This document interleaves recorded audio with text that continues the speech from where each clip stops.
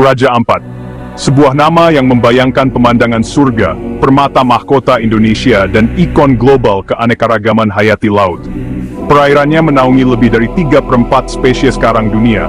Pulau-pulau di sana melindungi kehidupan unik yang tidak ditemukan di tempat lain. Selama bertahun-tahun, kepulauan ini telah menjadi mercusuar bagi mereka yang mencari mahakarya alam yang tak tersentuh. Namun kini, bayangan gelap membayangi. Terumbu karang yang dulunya hidup kini memudar, tenggelam oleh sedimen dan limbah industri.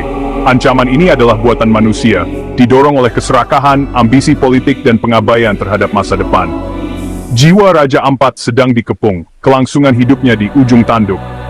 Ini adalah kisah pengkhianatan terhadap penjaga lokal, terhadap warisan Indonesia, dan terhadap kepercayaan dunia. Lonceng alarm berbunyi dari Papua, memperingatkan bahwa kelambanan berarti keterlibatan dalam penghancuran keajaiban alam. Ini bukan masalah abstrak, ini adalah krisis dengan korban nyata dan pelaku nyata. Perjuangan untuk Raja Ampat adalah pertempuran untuk identitas Indonesia.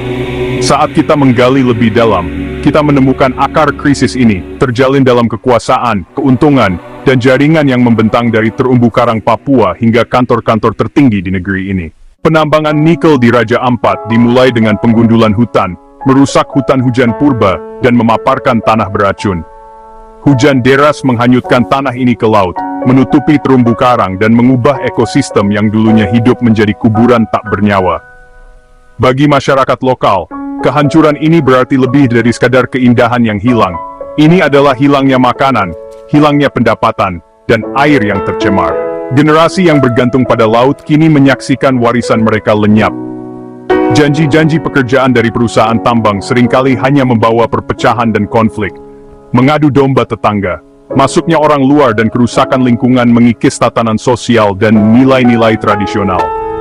Bagi masyarakat adat, tanah dan laut adalah sakral. Bekas luka penambangan adalah luka spiritual. Ini bukan hanya kerugian ekonomi atau lingkungan. Ini adalah serangan terhadap identitas dan kepercayaan. Penderitaannya dalam, traumanya abadi. Penghancuran Raja Ampat adalah penistaan, bukan pembangunan. Masyarakat ditinggalkan dengan rasa sakit yang tidak dapat diukur dengan uang. Biaya ditanggung oleh mereka yang telah melindungi surga ini selama berabad-abad. Kehancuran ini memiliki nama. Perusahaan tambang seperti PT Gek Nickel, PT Anugerah Surya Pratama, PT Mulya Raymond Perkasa, dan PT KW Sejahtera Mining. Perusahaan-perusahaan ini memegang izin untuk mengukir pulau-pulau, mengekstraksi nikel, dan meninggalkan kehancuran. Masyarakat lokal memprotes, tetapi menghadapi intimidasi dan janji-janji yang tidak ditepati. Ketidakseimbangan kekuasaan sangat mencolok. Penduduk desa yang terisolasi versus korporasi yang didukung oleh modal dan koneksi politik. Perusahaan-perusahaan ini adalah bagian dari rantai pasokan global, memenuhi dahaga industri kendaraan listrik akan nikel.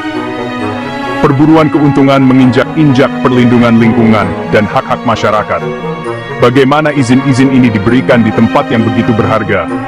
Buktinya, laut yang tercemar, terumbu karang yang mati, menunjukkan kegagalan tata kelola.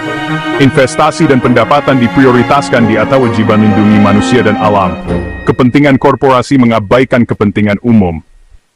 Krisis ini mengarah langsung ke koridor kekuasaan di Indonesia. Bukti menghubungkan perdagangan nikel dengan keluarga yang berkuasa, dengan kapal-kapal bernama JKW Mahakam dan Dewi Iriana, isyarat jelas kepada Presiden Joko Widodo dan Ibu Negara Iriana. Para kritikus melihat dinasti bayangan, di mana kekuasaan politik membangun kerajaan bisnis keluarga. Putra-putra presiden dan sekutu-sekutu yang kuat, seperti Luhut Binsar Panjaitan, terikat dengan kepentingan pertambangan. Ini mengaburkan batas antara pelayanan publik dan keuntungan pribadi. Hantu lama korupsi, kolusi, dan nepotisme, KKN, telah kembali. Ketika para pemimpin mendapat keuntungan dari industri perusak, kepercayaan publik runtuh. Kebijakan melayani kepentingan pribadi, bukan negara. Para aktivis tidak hanya menghadapi perusahaan, tetapi juga oligarki yang menyatu dengan kekuasaan negara.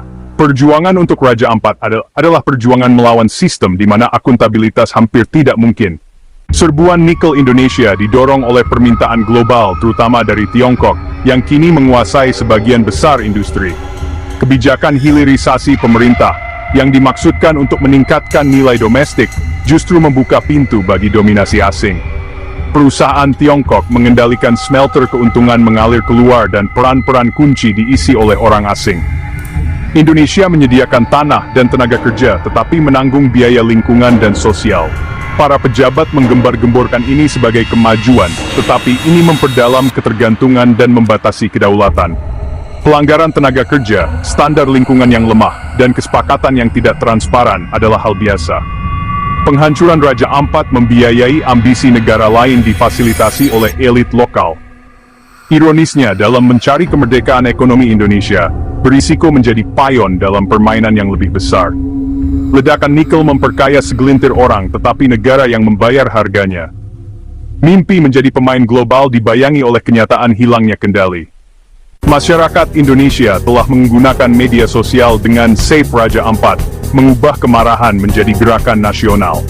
Gambar-gambar viral Laut Merah dan hutan yang hancur telah memaksa masalah ini menjadi sorotan. Aktivisme digital telah membuat pemerintah tidak mungkin mengabaikan krisis ini.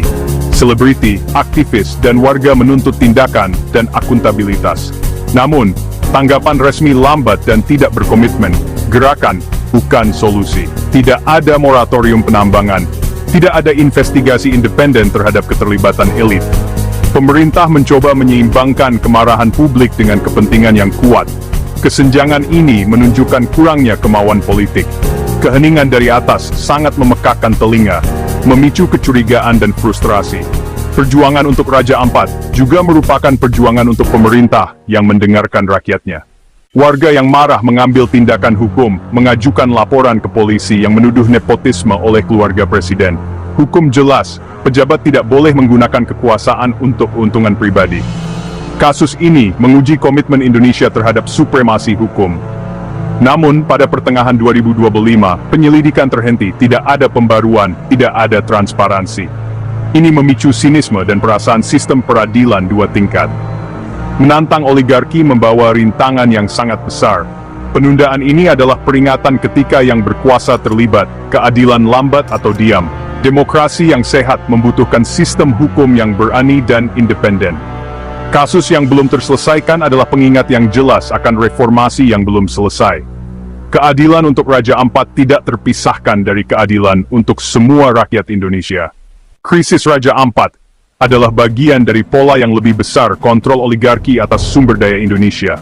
Dari proyek-proyek ibu kota baru hingga ledakan pertambangan, elit yang kuat mendapat keuntungan sementara publik membayar. Ini mengkhianati janji konstitusi bahwa sumber daya melayani rakyat. Negara bertindak sebagai fasilitator bagi segelintir orang, bukan pengelola bagi semua. Siapa yang benar-benar memegang kekuasaan rakyat, atau jaringan bayangan para taipan? Mandela memperingatkan, koruptor bukanlah pembangun bangsa, melainkan pengaya diri. Pembangunan nasional digunakan sebagai tabir asap untuk penjarahan. Patriotisme sejati berarti melestarikan warisan, bukan menjualnya. Indonesia berada di persimpangan jalan oligarki atau kedaulatan rakyat. Perjuangan untuk Raja Ampat adalah garis depan dalam merebut kembali janji bangsa. Waktu untuk menunggu sudah berakhir. Penghancuran Raja Ampat adalah keadaan darurat nasional. Ini adalah hasil keserakahan, kekuasaan yang korup, dan suara-suara yang diabaikan. Kita harus bertindak selamatkan Raja Ampat, dan hadapi oligarki pada akarnya. Perjuangan ini lebih besar dari satu surga. Ini tentang memutus cengkeraman KKN dan memulihkan demokrasi. Aktivis, komunitas, dan warga harus bersatu, mengubah protes digital menjadi perubahan dunia nyata. Tuntut investigasi yang transparan, moratorium penambangan yang merusak, dan tinjauan kebijakan yang menguntungkan segelintir orang. Kita tidak akan membiarkan Raja Ampat menjadi kenangan atau menyerahkan kedaulatan kita. Semangat reformasi hidup dalam diri mereka yang berbicara kebenaran kepada kekuasaan. Ini adalah tanah kita, laut kita, masa depan kita. Menyelamatkan Raja Ampat adalah menyelamatkan jiwa Indonesia. Mari kita sama, selamatkan Raja Ampat, rebut kembali Indonesia.